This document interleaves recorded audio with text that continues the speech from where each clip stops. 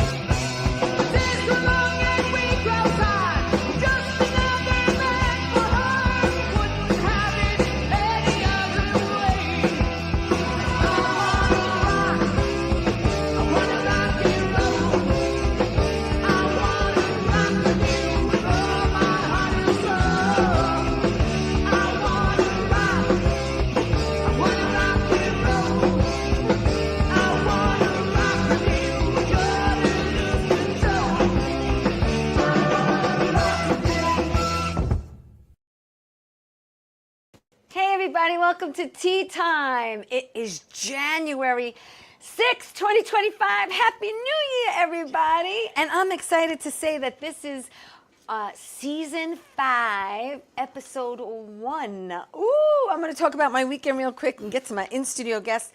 Friday night, I went to Villa d'Aqua restaurant in Belmore to celebrate my girlfriend Doreen Salerno's birthday, and we had a wonderful time. And Saturday, I was home. It was cold, and I was kind of like starting to take down the Christmas decor. And then Sunday was exciting. It was a little exciting for me. I actually got my hair cut and colored, not too much, just a trim. And then I had a wonderful photo shoot with my friends Henry and Charlie, and I want to thank them for that, and I'll be posting some pics with that photo shoot. It was a lot of fun, and I thank them, my dear friends. I'm going to get to my guests.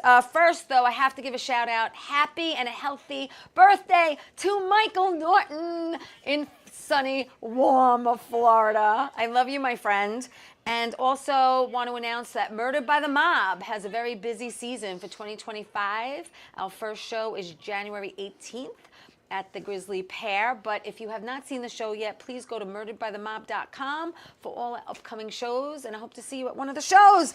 I am with Stephen Michael Kelly. Hello. Hello. He's an actor, writer, director, and an author. And, you know, I actually had him on the show not that long ago. It was about 4 months. The weather was much warmer in September. You were here September 9th, and we were actually kind of like celebrating our birthdays because we're both September babies. And, you know, I have to grab Stephen when I can. You like that? I have to grab him when I can because the man lives in LA, okay? And when he's in New York, we have to get together. Yeah. And I love your company. I love your acting. Thank you. I love your writing. Thank you. And, you know, and you said, hey, I'm coming to New York. Yeah. You want to do a show? And I'm like, come on back for part 2, and let's talk about, you know, what else you've been doing. Yeah. But for people who, you know, missed you last time, you know, want to do a little review. Okay. You know what I'm saying? So you're originally from Manhattan. I am. You are. Born and raised. Yep. Yes. Yep. And then what? What happened? What happened? God. You went to school. Went to school, obviously. Went to Fordham University, Yes. here in the Bronx. And you a sports guy? Sports guy, yeah. Then I was working on Wall Street, doing all that. And then basically my mid-20s, I got this artistic bug. Uh-huh. I wanted to do something different, so I just left corporate world. Yeah. Became a bartender. Got a bartender's job. I was living down in D.C., so I got a bartender's job down in Washington, D.C. At Planet Hollywood. Did that. Started doing some local theater there.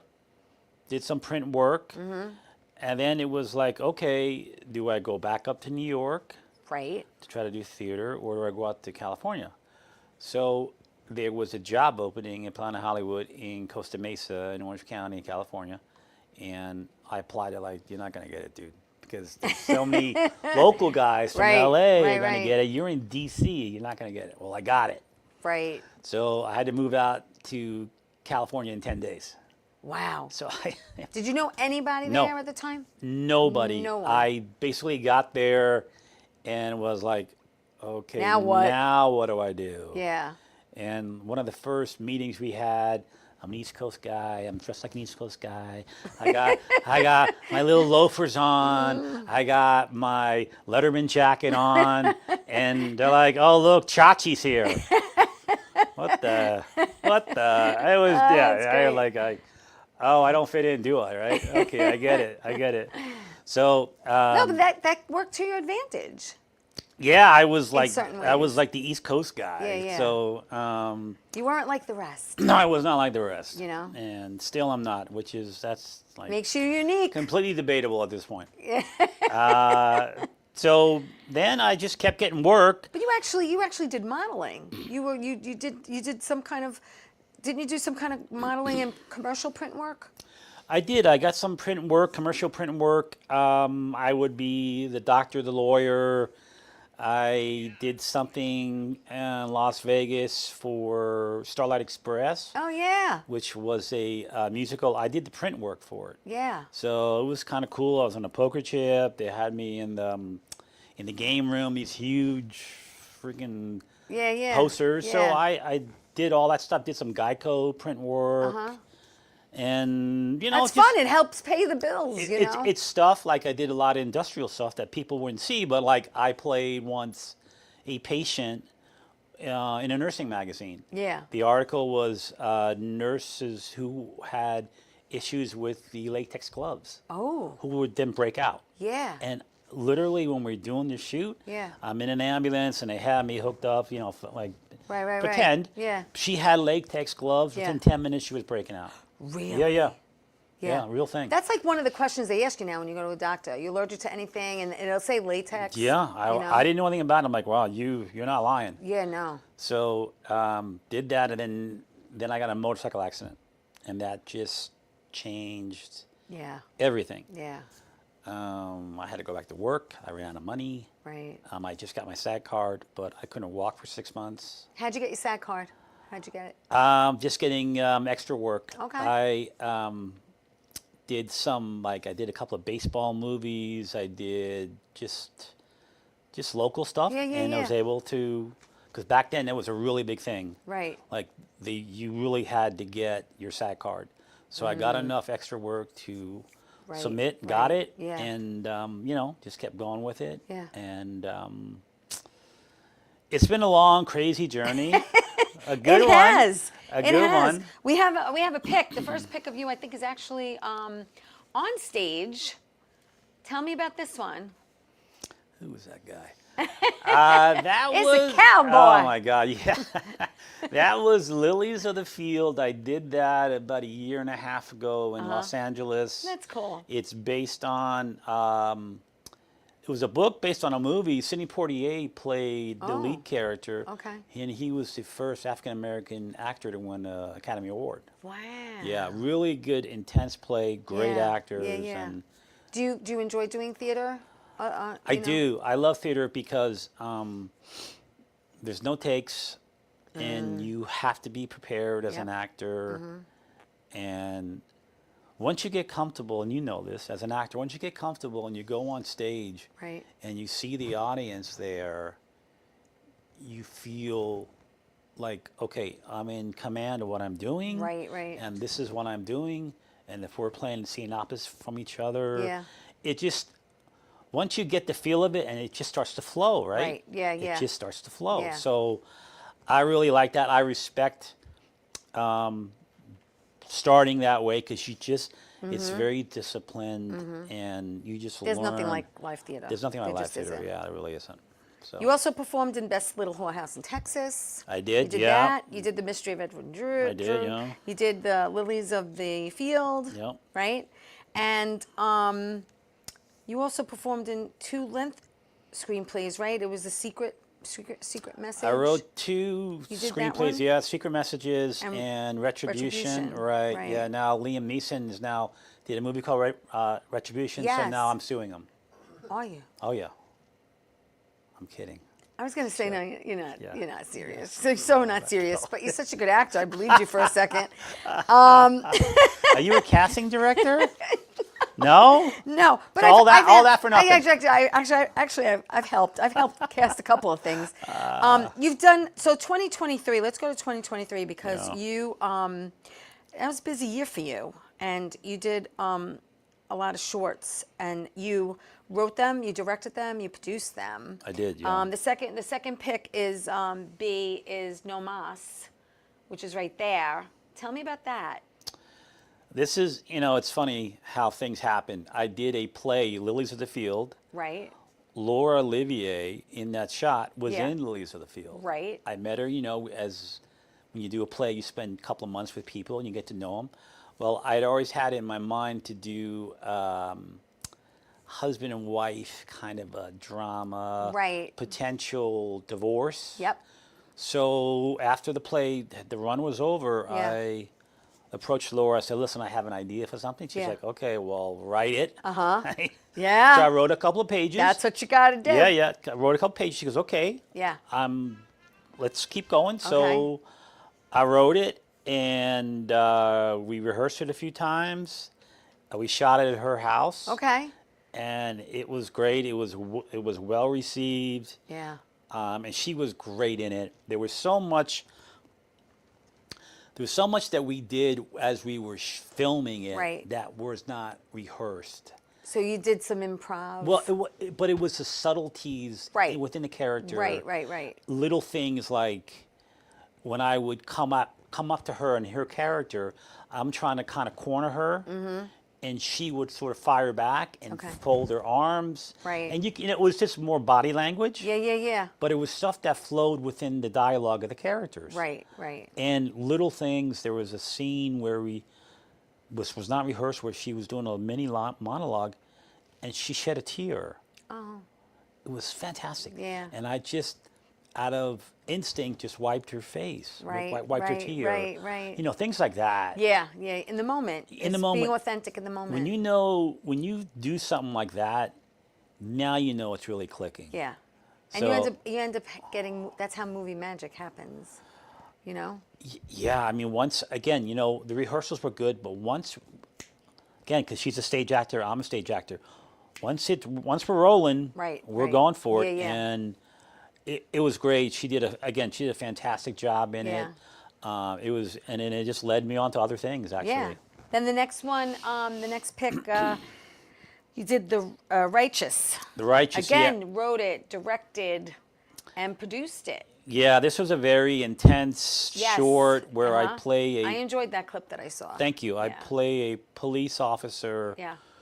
who is deeply religious, who thinks he has encountered, who's interviewing who he thinks is the local serial killer now. Right. And he is compelled to act. Right. Because one of the lines that the character says, the Lord takes care of the righteous. And that's how he really feels. Yeah. And the guy that I'm interviewing, I'd actually interviewed him 8 years ago on a prior domestic violence charge. And the actor was great. He just sat there and so? Yeah. And okay. And so that spurs on my character even more, just seeing the complete lack of empathy towards the victim.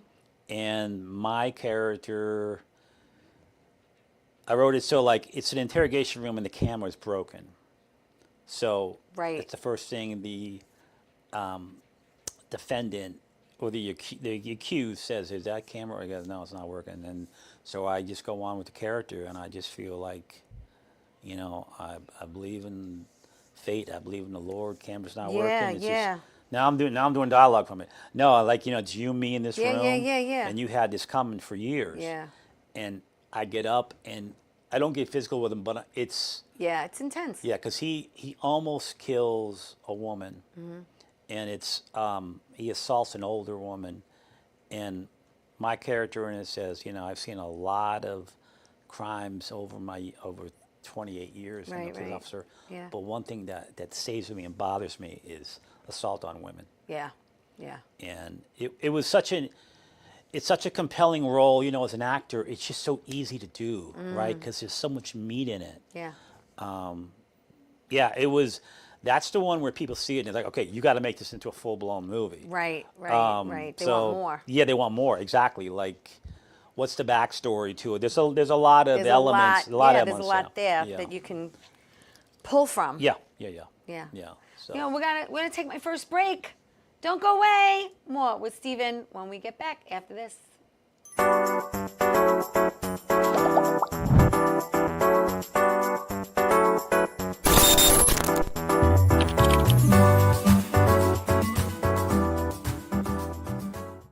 Wonder Woman was everything to little girls, especially that look like me. She stands for being a voice for people that need a voice. My organization renovates homes for people with disabilities. And when I come home, a self-care routine makes me feel my best. I'm very proud of the difference that we're making, and to see that impact in my community inspires me to work even harder for everyone around me. Well, hi there, Theresa. It's John York from General Hospital. I am just checking in because apparently you have a great talk show called Tea Time on Strong Island TV. I want you to have continued great success and have a lot of fun. It sounds like you're having a lot of fun, and that's pretty much the key to everything, isn't it? So continued success. I'm proud of you. Have a great day, Theresa. Bye.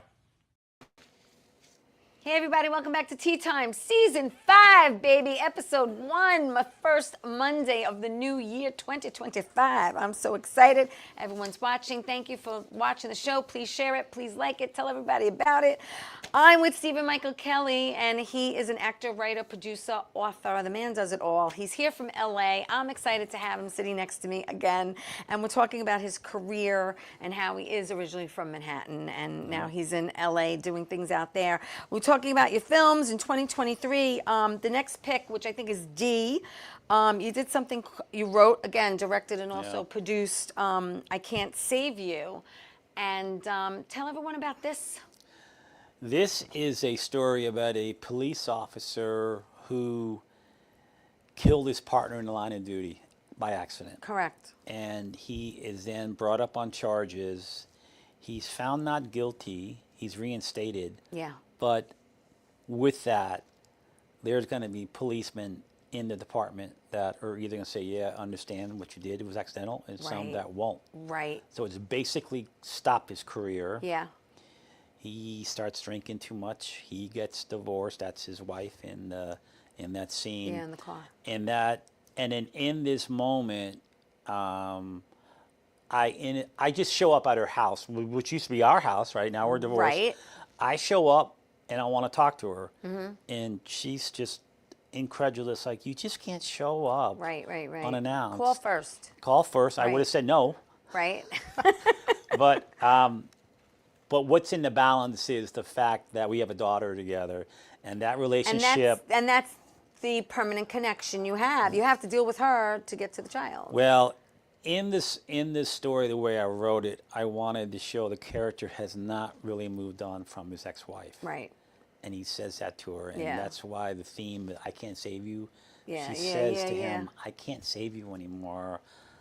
Basically, I've moved on, we're divorced, and Right. you're going to have to. And at the conclusion of it, he comes to the realization that, look, this cannot be salvaged. However, right. I can salvage the relationship with our daughter. So it's a pretty intense, again, short. The actress was fantastic in it. We literally, I think, did it in 1 or 2 takes. Wow. Because Yeah. it just flowed. Now, out of the 3 films, No Mas, The Righteous, and I Can't Save You, which took the longest to film? No Mas. Okay. Yeah, No Mas. And how long was No that? Mas was a little under 10 minutes. Wow. Yeah. Like the shoot? Yeah, the actual shoot. Oh, we did it. Oh my God. No Mas? Yeah. 2.5 hours. Wow. Because again, It's like ninja filming. I mean, really. Well, and I you're mean, out, you try to get the scene because done. we both were prepared. Right. Well, we knew the dialogue. Yeah. And again, we come from theater, so Right. We got on set. Yeah. We did it. You banged it out. We basically Yeah. had a camera over my shoulder. Right. A camera over Laura's shoulder. We Yeah. had the master shot, the 2-shot. Right. And it was like boom, boom, boom. Wow. We're done. Beautiful. We're done. And all 3 of these films, by the way, have won over 100 awards in international film festivals. Yeah, I've been lucky. You know, they've been well received, and Yeah. you know, so I've been really lucky. That's about great. that. And then you reach out to some guy, Oh, God. Frank Mancuso, who's winning all these awards too. And you're like, who is this guy? And I want to get in touch with him and maybe do something with him. So how did that all happen? Wow, that was well done. Thank you. That's good. I try. No, so it's funny. Like in film festivals, you start to enter them, and then all of a sudden you Start seeing this name You come see, up. well, if you start winning them, or you place, or whatever the case may be, you start seeing these names kind of pop up. Like I would see a name from New York, I'd see a gal from Rome, but this guy Frank Mancuso kept popping up. Oh look, Frank's in Italy. Oh look, Frank's in Paris. Oh look, Frank's in Sheboygan. Oh look, Frank's in Hoboken. Right, right. So he's everywhere. So I'd seen some of his work, and this is kind of a crazy story. This is how the social media thing works. Yeah. So in the universe. we follow each other on Instagram. Yeah. And I sent him a DM, a text message. Right, right. Never spoke to Frank ever. Yeah, yeah. And I said, hey, Frank, Stephen Kelly here. I've seen some of your work, and I have an idea about doing a short, because Frank's a big, tough Italian guy, and Yeah. I'm an Irish guy, doing just a quick short on us, kind of a mob theme to it. Right. Having beef over like territory or business. Right. And he's like, okay, ... Frank's very warm in person and also on text messages. It just sort of shines through with him. Yeah, yeah, yeah. But it was great because he said, okay, Yeah. write a few pages. I Right. wrote a few pages. And to Frank's credit, he said, okay, I'll write 2. And I said, Right. at this point in my career, I don't collaborate. Like, I'm not, like when I write a screenplay, Right. I'm just not, Yeah, yeah.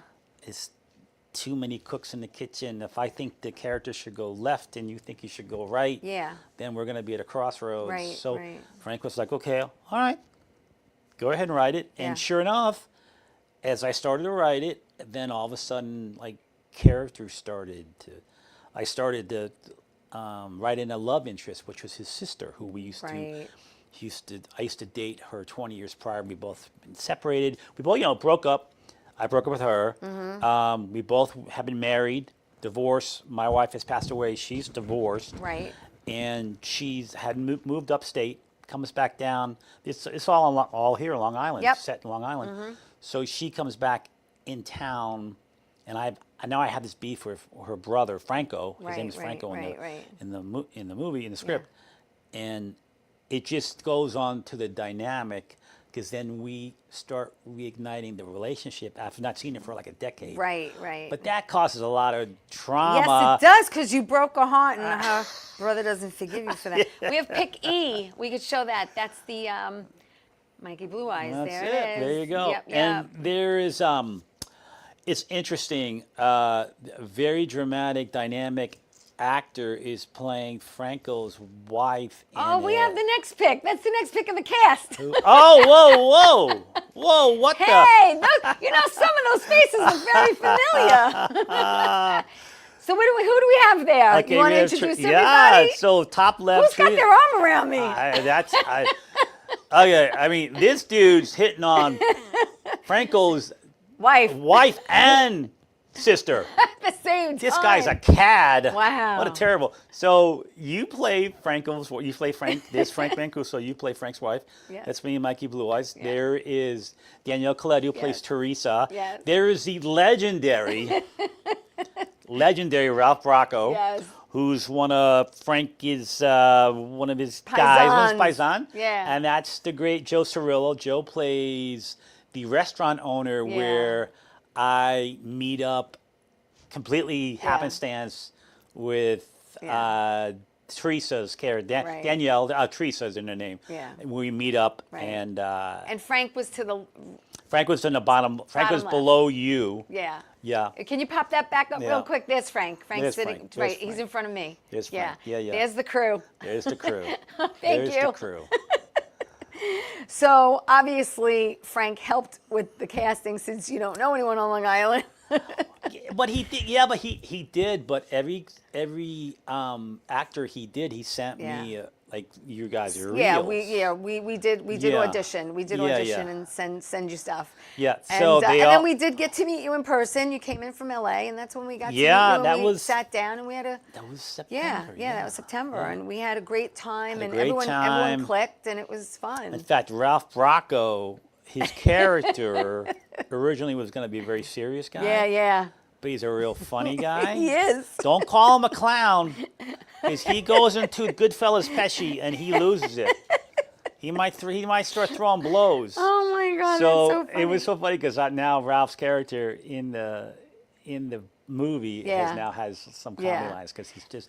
And he's just we're too funny. hoping we'll see, but we're hoping maybe spring. We'll see. We'll Spring, see how summer, it goes. 25. Yeah. Yeah. We're hoping to do it this year, 2020. Yes, it's a fantastic story. Yeah, it is great. It's really about love and understanding. It's about It's not family. It's not your common mob movie. No, it It's isn't. not. No. It's more of a love story, kind of like Moonstruck meets. We were talking about this, right? You know, it is. I didn't. Again, as a writer, once you start writing, it starts to write itself. Yeah. Then all of a sudden, the characters start. Because you might want it to go in one direction, and the next thing you know, it's going in another. All of a sudden, yeah. So it's about family. It's about amore. And it's about understanding. There's a lot of dynamic between Franco's character and his sister Theresa. right, She right. was there with him.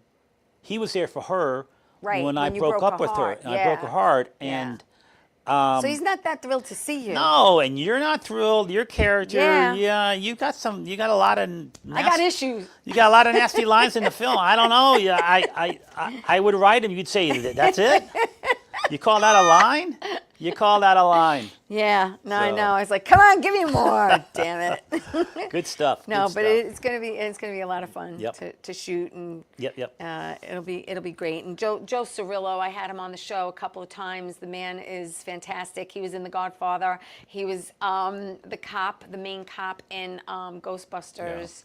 And, and he's had an amazing career, too, working for and with Telly Savalas for years. And, to have him on as part of Mikey Blue Eyes is really a blessing. Honored. He said he'd come out of retirement to do it.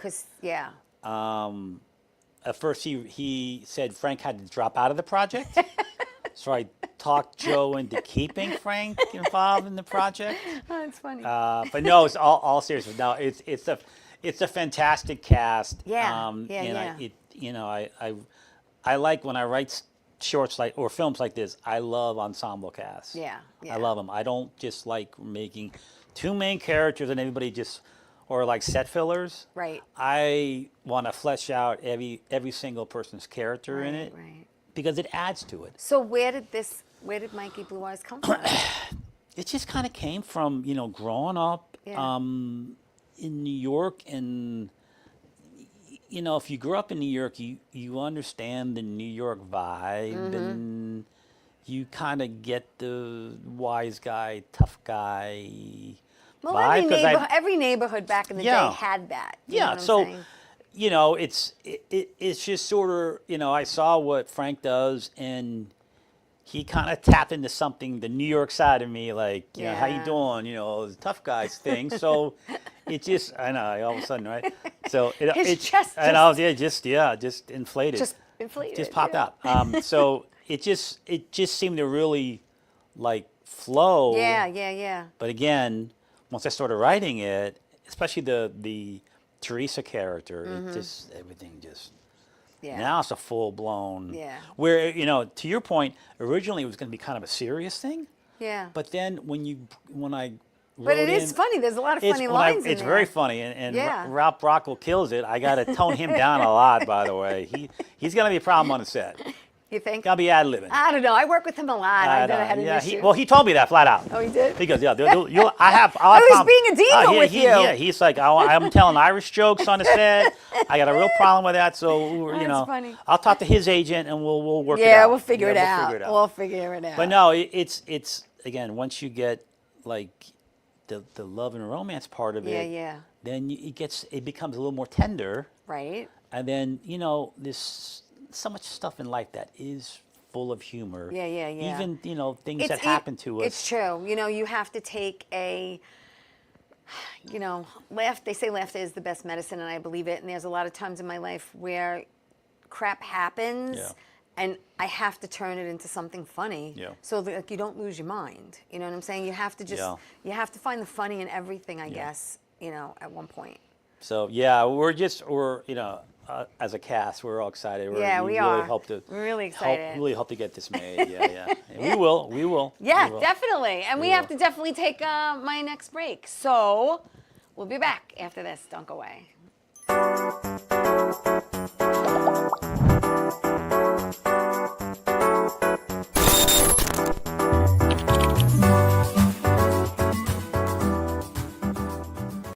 Wonder Woman was everything to little girls, especially that look like me. She stands for being a voice for people that need a voice. My organization renovates homes for people with disabilities. And when I come home, a self-care routine makes me feel my best. I'm very proud of the difference that we're making, and to see that impact in my community inspires me to work even harder for everyone around me. How you doing? It's Sal the Voice Valentinetti. Why are you watching me? You should be watching Theresa Farrell, Tea Time with Theresa Farrell. And make sure you follow Theresa on Facebook, Tea Time with Theresa Farrell. We'll see you there. I love the way you say my name. I love. Hey everybody, welcome back to Tea Time. Rescuing Families. My friends Gina and Vinny, check out their website. It's rescuingfamilies.org. They renovate homes for people with disabilities. It is a great nonprofit organization. They do great work. Just want to give them a shout out because I love them. Stephen Kelly is here. He's from LA. He's in New York. Grabbed him for the show. He's an actor, writer, producer, and he's an author. And he wrote this great book, The Adventures of Rex and Daisy, Henry Does His Best. And I love this book. It says, Henry's dog can talk, and Rex and Daisy give Henry words of wisdom, right? It's game day, and Henry is worried. He's not happy with his performance at his last few baseball games. He hasn't been getting any hits. And with encouragement from his family and his coach, Ramirez, Henry is brave enough to give his all and do his best. And Stephen had given this to me. I read it. I loved it. And it's a great moral behind the story. But you have these two Dobermans. Why'd you pick two Dobermans? Well, it's funny. When I wrote it, when the publisher found me and I said, okay, what do you think? And I came up with the concept. Right. And I started writing it. She goes, let me get a little background on you. Yeah. Send me photos of your family. I sent her my wife and my son. And we have a Dobie mix named Luna, who looks a lot like Daisy. We could put up pic G, please, because that way they can see it up close and personal. There we go. There we go. Yeah, thank you. So the publisher saw my picture of Luna, and she's like, oh, that's it.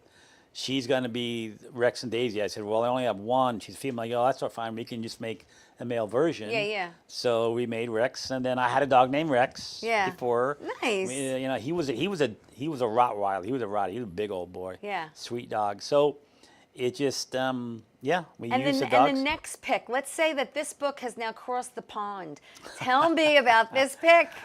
This is funny. So there are these fellas I follow on Instagram called the IPA Brothers. Okay. And most of them are based in Dublin.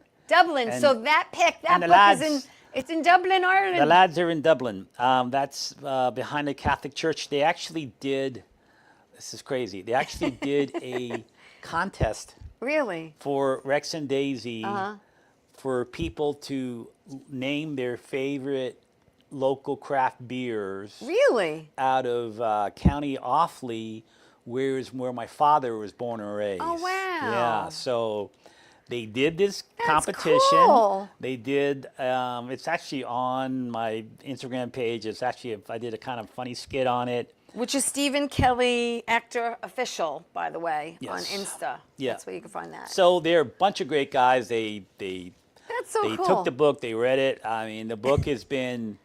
It's in Liverpool. Yes. It's in England. It's in Bangladesh. And I just got it. I got it on Amazon. But I just got it in Barnes and Noble, which is Nice. great. Yeah. So it's also on my website, but it's available on all those 3 different channels. And I'm going to actually do. It's StephenMichaelKelly.com? Yes, StephenMichaelKelly.com. Okay, so you could get it there. You can get it And- there. and Or he's Barnes al- and Noble, yeah. Yeah, and he's or also Amazon. on Facebook, Stephen Michael Kelly on Facebook. So you can find it. Just find it. Yeah. It's a great read. It really is. You know, it's It's got a nice message. it does behind the message for Henry is he's a kid playing baseball is 2 things. He's 8 years old. Number 1, are you ready to go? Are you prepared? Yes. Number 2, Right. did you try your best? Yes. It's all about being prepared and trying your best. Other than that, at 8 years old, what else can you ask for? Right. Right. Right. And I've read it to classes in LA County. Yeah. And it's been fantastic. Yeah. And one of the kindergarten teachers took those 2 themes. Right. And he installed it in his daily curriculum. Yeah, yeah. Like, okay, guys, are we prepared? Yes. Are we ready to go? Yes. So it's unbelievable to read for kids because you know they just sort of light up, and you know they kind of get the message. The illustrations are fantastic in the book. Yeah. And it's just really rewarding. It's really rewarding because you're doing something that hopefully will make an impact. And it also for parents too, because I lived through my son playing youth sports and playing high school football. Very competitive in LA County. Right.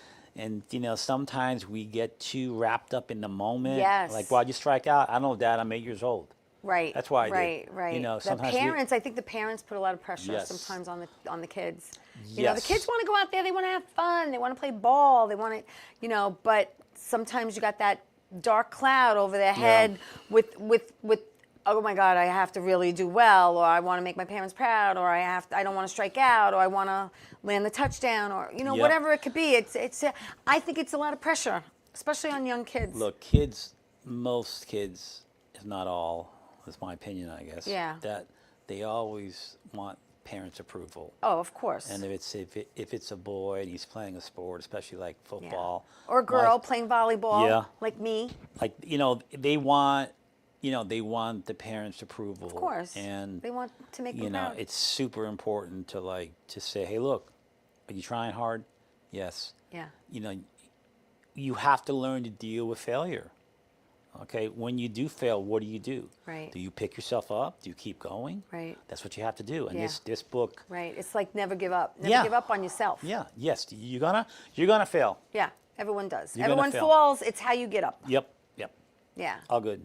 Let's talk about getting up. Getting up to your newest project. Oh my gosh. Okay. So, You can put that down if you want. okay, sure. Your newest project. Let's talk about, and that is Pick Eye. We can put that up, please.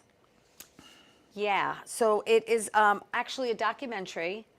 If we could leave that there for the moment, Yep. thank you, because he's going to go through a couple of the picks. So you filmed this documentary actually today. Today in Terrytown. Okay. So tell me who we're looking at. Right. So the Pines with Kelly is an homage to first responders in New York City. The fireman, his name is Jim McGlynn. Jim McGlynn was actually a teacher in my high school and my swim coach. Right. Jim McGlynn then became a fireman. And that's him in the picture. That's him in the picture. uniform. Yes, that's Jim Right. McGlynn in the picture. Okay. Right. And the two of you above it. Right. 2 of us above, but that's at J.P. Doyle's, which is the pub. And that's his firehouse to the left. That was his last firehouse. The last correct. firehouse. Okay. Yes. Thank you. We could make that small, or I'll take it off the screen. Yeah. But thank you. Yeah. So that was his last firehouse. His last firehouse. He actually was supposedly the last fireman out of 9/11 who survived. Wow. I am very interested. The reason why I did this documentary was because This is going to take kind of a somber note here, so be prepared. So 7 years ago, my brother died in an accident in Las Vegas, a little over 7 years ago.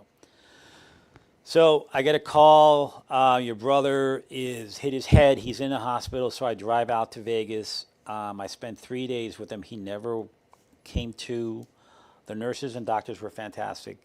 And on the third day, they came in, they said, listen, we're going to administer these tests. If he doesn't respond, then we're going to ask you to take him off the machines. So he didn't, and we did. So the doctors, I think there was 2 doctors and 3 nurses in the room. Yeah. And afterwards I said, look, I don't do this for a living. You guys save lives for a living. And you treated myself and my brother like you knew us. Right. And you don't. You guys do this, you sort of rinse and repeat, right? And I said, you'll forget my face, but I won't forget yours. And with that, a nurse came over and gave me a hug. So that stayed with me for basically 7 years. And now my brother-in-law is also a fireman in Los Angeles, LA City Fire. And I work out with a couple of guys that are retired from the department. They don't talk about what they do unless you ask them pointed questions. Right. They don't just volunteer stuff. So one of the guys I work out with, he's retired, like I said. We were talking about something. He was talking about a procedure. I had a friend who was ill, and he talked about this. He did this procedure, and this person saved this person's life when he was on duty. And I said, you realize that person probably will remember you for the rest of your life. Yeah. He kind of looked at me like, So they don't even think about it. So this was back in March of 24. Okay. So I'd always kept in touch with Jim McGlynn. He's a great guy. In fact, his younger brother was in the same class as mine. Wow. So Jim actually went to St. Nicholas of Talentine High School in the Bronx. Okay. He went to NYU, graduated, and became a teacher. And he went back to Talentine to teach. Right. And he was our swim coach. Okay. And his younger brother and I were in the same team. So it was, it was a very cool thing. And I've always kept in touch with Jim over the years. But he became a fireman later, like 28, Really? 29, yeah. So Wow. I remember going back to New York. I was living in D.C. I went back to New York to see buddies, and we're all hanging out in some bar. And Jim McGlynn's name comes up, and Wait a second, a bunch of Irishmen in a bar? yeah, I know. Wow, that's rare. Shocker. Oh, wow. It was a shocker. Okay. So, someone said, "Oh, Jim McGlynn's a fireman." I was like, "What? Really?" Because I didn't know him. It was surprising. Yeah. I knew him as a teacher, and I knew then he worked for GM Okay. at a plant here. He was doing computer software. Okay. That's all I knew. And then out of nowhere, he becomes a fireman. His career moves up, and it was cool about him because he went through 9/11. He did all that, and his career progressed. Right. And he was able to retire back in the Bronx. Okay. So again, I am interested in people that have a calling. Right. And how you answer it. Right. So I reached out. And that's what Pints with Kelly is geared towards. It's geared towards me speaking to people that have a calling and they answer it. Right. Not really a calling for like, I want to make $1 million a day or something like that. It's really, if you do stuff like fireman, if you're a teacher, if you're a doctor, I mean, that's a calling. If you're running animal shelters, if you're working with handicapped children, that is a calling. Yes. And you're not doing it. And it takes very special people It does to take do those jobs. It does. There's a woman that comes to my gym who runs a school for handicapped kids, and she comes in and they come work out, and some are severely handicapped. Would be Down syndrome or something like something along those lines. Yeah. And you see the patience with her.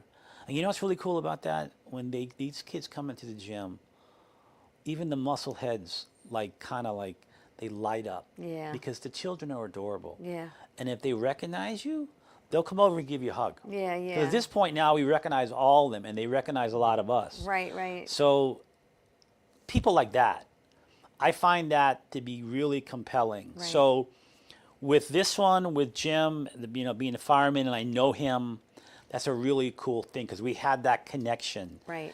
And, these guys, they're not one to speak about the job. If you and I were sitting at a bar having a beer and a fireman like Jim was sitting on either side of us, Right. and we were talking about 9/11, Yeah. he wouldn't say a word. Right. They don't operate that way. Right. They don't feel the need to. Right.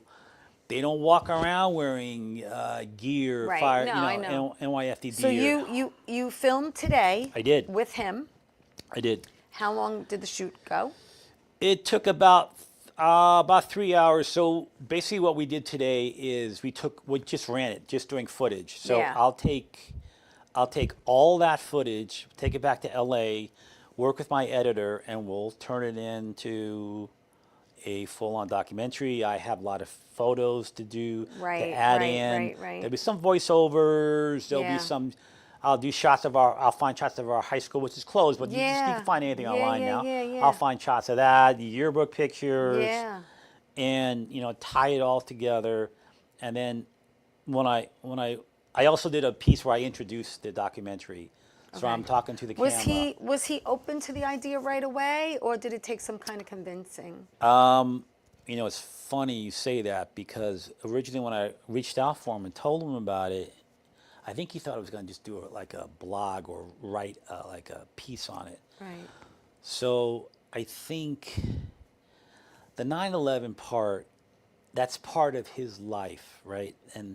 But I didn't want to just do a 9/11 piece because I Right. don't want to necessarily rehash everything for a full hour Yeah. and him to go through all that. So once I explained to him, once we sat down and talked, actually, when I came out and saw you guys for Mikey Blue Eyes in September, I went and met with Jim, Yeah, went yeah. up to Terrytown and Yeah. met with Jim, and I explained to him exactly what I wanted to do. Yeah. And he says, "Okay, great, I'm on board." Okay. So, yeah, but I totally get it. He's Yeah. not a guy that needs attention. He's not a Right, guy right. that look at me world. He's not that guy. Right. He really is. He really is a true hero. Now, how often are you looking to do these documentaries? I mean, are you looking to do like one a month, where you pick a person and you try to do one a month, or Okay, so now like you're a talking. series? So now you're talking about planning. Well, yeah, that's So what you normally I got, do. I got a problem with planning. You do? No, you fly I- by the seat of your pants. Well, Michael. I mean, listen. I mean, Yeah. things sort of like. Yeah. I do a play. I meet Laura. I do I this. get and it. Things, Yeah. No, but all seriousness, I want to do the next thing with that gal who runs that school. So Oh, I'll film that. okay, I'll film that in okay. L.A. Oh, that'll I'll film be that, great. I'll film Yeah, that in yeah, L.A. yeah. And then there's a few other people Okay. that Yeah. come to mind. But I think once the first one is out, Right. I think there'll be sort of an outreach too. Yes. People will find a way to contact me and Right. say, "Hey, listen, I know of a person." Right. or, Right. So it could be anything. Yeah. I'm not tied into just like first responders. Yeah, no. That was natural for me because of knowing Jim McGlynn. But Yeah. other things. Again, I really find that to be fascinating. Yeah. And because like a lot of us aren't on that side of it. Yeah. As I love animals. We have, Luna. I love animals, but I don't run an animal shelter. Like, Right. I don't know if I would have. Right. That's a whole nother level It's a whole other ballgame. of patience. Yeah. Right? Yeah. That's why it takes very special people. Yeah. To go into those It does. deals. It really does. All right, listen, we're going to take my last break. Don't go away. More with Mr. Kelly here. I'll be back after this.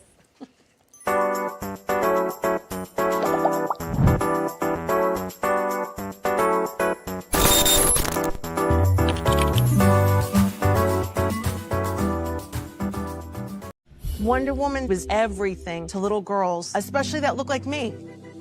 She stands for being a voice for people that need a voice. My organization renovates homes for people with disabilities. And when I come home, a self-care routine makes me feel my best.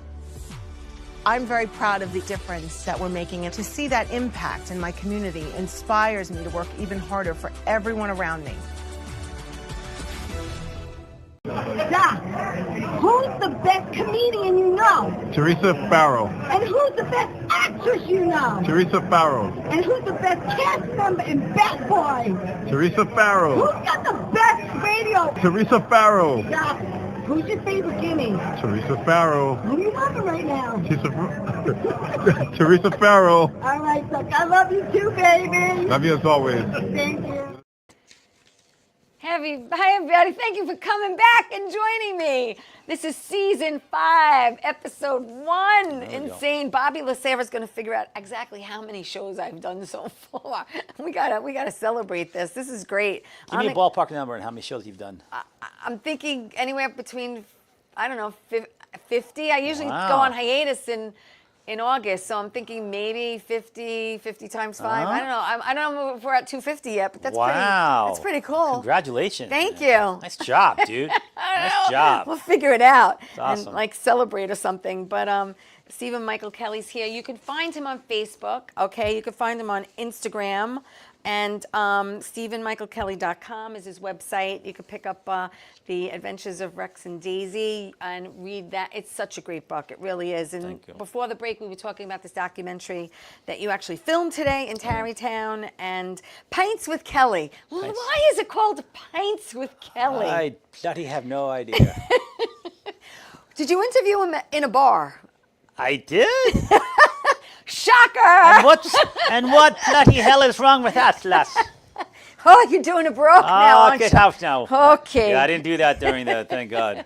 No, but I like the idea, and I think I think in a bar atmosphere, or a more comfortable, relaxed atmosphere, I think it's just it's not as uptight, and it's more relaxed, and you feel more comfortable. You're hitting on something here. So my idea of this, it's not like a very formal, new 60 minutes, not knocking that, Right, but where it's very serious. I want to have and I said this to Jim today before we sat down, as we sat down actually. Let's have a conversation. Right. Two people. Not scripted. Two no people one having a conversation. just let's sit down, have a conversation. And let's talk. See where it goes. Yeah, exactly. Did you prepare specific questions for him, or you just kind of I did. I gave him kind of a general outline. Okay. But what happens in dialogue, in it goes in different conversation, directions. Yeah, he would answer me in a way that led you somewhere else. Yeah. Or I wasn't prepared. I didn't think he would say that, so he said something else. Right. And I would say, okay, well, why did you feel? Yeah. Very intelligent guy and very articulate. So he's really able to really get his feelings expressed in a very consistent manner. Yeah. And where eventually would you like to see these documentaries land? At the Academy Awards. That would be great. No, hey, let's put it out into the universe. You never know. No, I mean, listen, it'll be probably about an hour long, so it can stream on all major platforms. It can stream on Netflix and Hulu and Apple TV. Yeah. So I'm sort of looking towards down that road. Yeah, no, that's great. Yeah. That's great. Well, we only have like a minute and a half left. Is there anything you want to touch upon before we have to go? But I have to say, it was lovely having you back in New York. Thank you. Yeah, hopefully I'll be back soon. Okay, back in New York. You might see him again in 2025, back in people. New York soon. I think, 4 times isn't a charm for you, apparently. I get the hint. I get the hint. My door's always open, but not that often. Yeah. If the phone doesn't ring, I'll know it's you. How's that sound? Does that work for you? Oh, that works. Okay, good. But do you have anything in the works when you go back home to LA, or? Yeah, I mean, I do. I'm actually going to write. I've got a second book written. Yeah, I'm gonna. Here's an exclusive on Tea Time. Yeah, I'm actually gonna. It's gonna feature Emily. Nice. So I'm gonna write something about Emily. Nice. I'm gonna write. I already have it written in my head, so I need to write it. But basically, I'll give you a little bit of a premise of it. I want Emily to have a new friend who comes from a different country. Okay. And we'll just talk about differences. Yeah. In culture. Yeah, I like that. They'll also come with a dog. Okay. Who doesn't speak English. Because in my world, like in my world, the dogs can speak. The dogs can speak, but not all dogs can speak. Right. But just because all dogs can't, just because my dogs can speak doesn't mean they're better than Right, Ralph right, Rocco's right, dogs. right, right, right. Well, maybe they are better than Ralph Rocco's dogs. That's You never know about that.